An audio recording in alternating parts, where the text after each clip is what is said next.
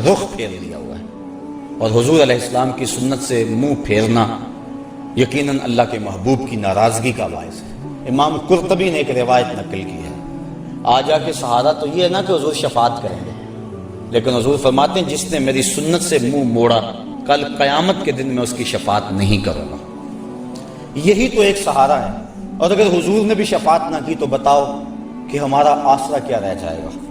تو صاحبو، سنت پر عمل یہ ایک مومن کا شعار ہے۔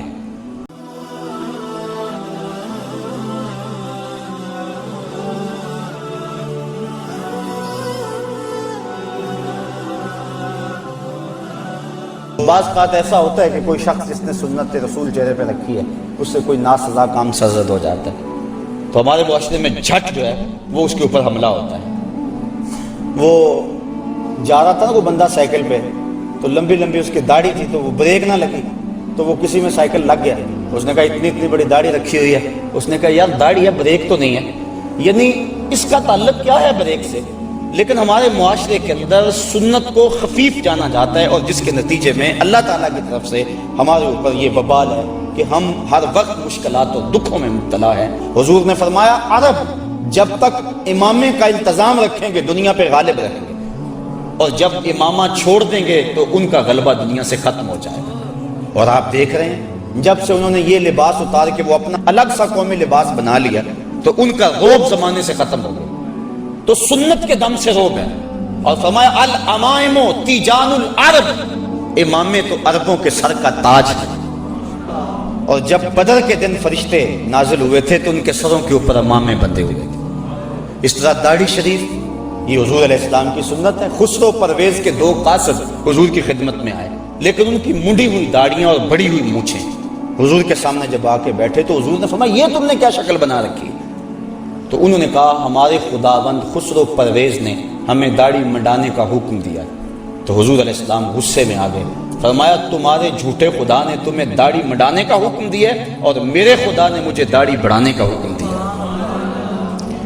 تو ترغیب دی، بلکہ یہاں تک ایک تو ہے کہ داڑھی نہ ہو، دوسرا ہے کہ سنت کی مقدار تک نہ ہو۔ لیکن حضور کا فرمان سنیے اور ذرا اس پہ غور کیجیے۔ ایک تو داڑھی رکھنا سنت ہے، دوسرا کم از کم مٹھی بھر، اور تیسری سنت یہ ہے کہ داڑھی کا استرسال، یعنی داڑھی کو لپیٹا نہ جائے، اس کے اندر مینڈیاں نہ بنائی جائیں جس طرح کہ کفار موتی پروتے تھے، یا اس کو تو دے کر بالکل اس انداز سے اس کی سیٹنگ کی جائے کہ چھوٹی نظر آئے۔ اس کو کہتے ہیں اقد لحیہ۔ اور یہ بھی جو حضور نے ارشاد فرمایا من عقد لحیتہ انا محمدا بریء منہ، فرمایا جس نے اپنی داڑھی کو عقد کیا، داڑھی کو گانٹھیں دی، اس کو تو دیے، فرمایا میری خبر پہنچا دو کہ اس سے محمد بیزار ہے۔ تو نہ صرف یہ کہ اس نے داڑھی رکھی ہوئی ہے اور ہے بھی وہ مقدار سنت کے مطابق، لیکن اس کو تو دیتا ہے، تو حضور نے بیزاری کا اظہار کیا۔ اور جو حضور کی سنت کو ہی قطع کرتا ہے اور زبان سے وہ دعویٰ کرے کہ میں عاشق رسول ہوں، تو یہ کس طرح اس کے دعوے کو قبول کیا جائے گا؟ مرزا قتیل دہلی کا بہت بڑا شاعر تھا، اور فارسی اس دور میں قومی زبان تھی، بعد میں ریختی آئی، پھر اردو۔ ایران کا کوئی شخص تھا جس نے مرزا قتیل کے اشعار پڑھے تو بڑا خوش ہوا، دل میں ارماں جاگا کہ میں اس کی زیارت کر کے آؤں کہ وہ بڑا صوفی مزاج کوئی بزرگ ہے، چونکہ شعروں کے اندر جو مضامین تھے وہ صوفیانہ تھے۔ وہ سفر کر کے جب پہنچا، گھر کے دروازے کو دستک دی، انہوں نے کہا کہ مرزا صاحب حمام پہ گئے، تو وہ پیچھے حمام پہ چلا گیا۔ تو وہ حجام کے سامنے بیٹھ کے اپنی داڑھی کٹوا رہا تھا، منڈوا رہا تھا۔ اس کے ذہن میں کوئی اور نقشہ تھا، کوئی اور تصور تھا۔ جب اس نے اس حال میں دیکھا تو کہنے لگا مرزا یہ کیا کر رہے، داڑھی تراش رہے؟ تو وہ شاعر تھا، اس نے کہا کہ میں داڑھی تراش رہا ہوں، اپنا ہی منہ چھیل رہا ہوں، کسی کا دل تو نہیں تراش رہا۔ تو اس نے کہا کہ یہ تو سمجھتا ہے میں کسی کا دل نہیں تراش رہا، یہ تو حضور کا دل تراش رہا ہے، یہ تو حضور کو تکلیف پہنچا رہا ہے۔ بس بعض کا کوئی ایک جملہ بھی ایسا ہوتا ہے کہ وہ دل پہ اتر جاتا ہے، تو فوراً وہ چیخ مار کے بے ہوش ہو گیا اور گر پڑا۔ اور جب ہوش آئی تو مرزا قتیل نے کہا تعالی اللہ چشمم باز کر دی، مرا با جانے جاں ہم راز کر دی۔ تو نے تو میری آنکھ کھول دی اور مجھے یار کی چوکھٹ تک پہنچا۔ تو سنت کا اتباع، اور یہ صرف داڑھی میں ہی نہیں ہے، صرف امامے بھی نہیں، یہ لباس کی سنت ہے۔ اس کے علاوہ حضور کا جو عمل زندگی ہے، ساری زندگی حضور علیہ السلام نے کسی کو تکلیف نہیں پہنچائی، دکھ نہیں دیا کسی کو، غریبوں، بیواؤں اور یتیموں کی مدد کرتے تھے، اور بوڑھی عورتوں کا سامان اٹھا کر کے حضور جہاں وہ کہتی وہاں اتار آیا کرتے تھے، وہاں رکھ آیا کرتے تھے۔ یہ سارے حضور کے طریقے ہیں، اور ان طریقوں کو اپنانے والا حضور کا محبوب ہوتا ہے۔ حضرت مجدد الفسانی علیہ رحمہ فرماتے ہیں کہ حضور کی سنت کے اتباع سے بڑھ کر خدا تک پہنچانے والا کوئی اور وظیفہ نہیں ہے۔ سب سے بڑا وظیفہ جو اللہ تعالیٰ تک پہنچاتا ہے بندے کو، وہ حضور کی سنت کا اتباع ہے۔ اس لیے حضرت خواجہ بزرگ شاہ نقشبند بخاری علیہ رحمہ آپ فرماتے ہیں کہ ہمارا کام سنت کا احیاء کرنا ہے اور شریعت کو رواج دینا ہے۔ ہم دنیا کے اوپر پیری مریدی کے لیے نہیں آئے ہیں، ہم تو اللہ اور اس کے محبوب علیہ السلام کے نظام کو رائج کرنے اور حضور کی سنت کو عام کرنے کے لیے آئے ہیں۔ تو حضور کی سنت کا اتباع ہر معاملے میں اور ہر حال میں یہ ہمارے اوپر ایک تو لازم ہے۔ اور آج جس معاشرے میں ہم جی رہے ہیں، یہاں سنت کی تو پرواہ نہیں کی جاتی، سنت کیا فرضوں کی پرواہ نہیں کی جاتی۔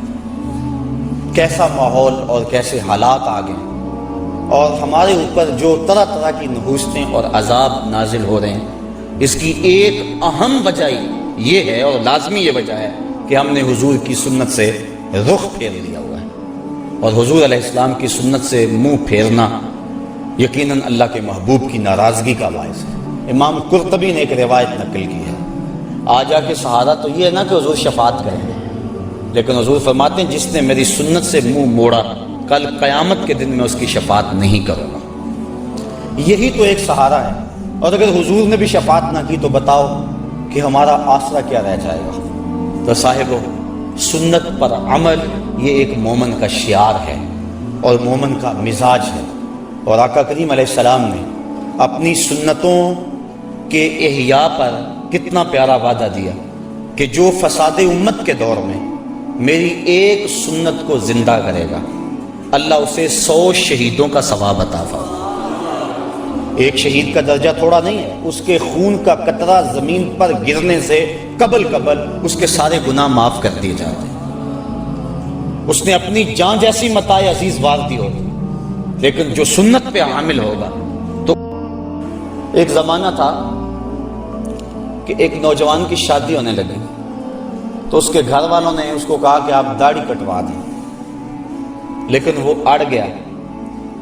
اس کے گھر والے میرے تک پہنچے کہ یہ آپ کے درس وغیرہ سنتا ہے، تو آپ جو ہے وہ اسے سمجھائیں کہ یہ داڑھی منڈوا دے۔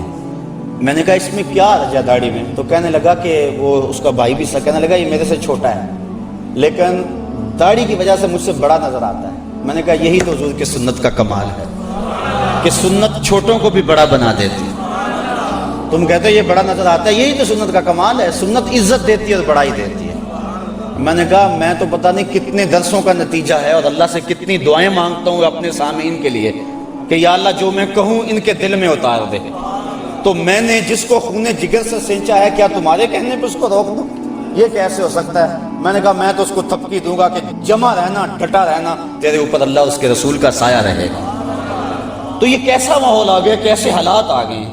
لوگ کہتے ہیں کسی کو مسیتڑ کا تانا، وہ فلاں تو مسیتڑ ہو گیا، کسی کو کچھ کہہ دیا، کسی کو کچھ کہہ دیا۔